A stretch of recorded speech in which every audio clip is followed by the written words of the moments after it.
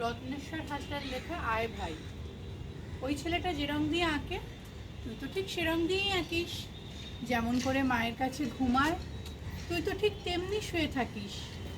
দুই বাড়িতেই মাচায় দলে পুঁই, ছবিটা ছিঁড়বি কেন তুই? যে মন্তরে ওই ছেলেটা ঘুমে সাত সাগরে ভাসায় সোনান্তরী, সে মন্তরে উধাও করে তোকে তেপান্তরে ফেলতে আসে পড়ি। কেউ যদি তোর ঝড় তুলে ওর গাঙে ঝাপটা লেগে তোর ঘুমই তো ভাঙে।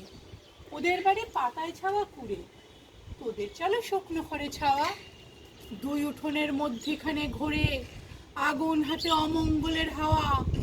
শত্রুরেরা মশান হাতে খাড়া, লাগলে আগুন তুই কি পাবি ছাড়া? তোর পুবে আর ওর পুবে কি তফাৎ? তোর খিদে আর ওর খিদে তো একই। রক্ত যখন একই রকম রাঙা, তোর ব্যথা ঠিক ওর ব্যথা কি মেকি?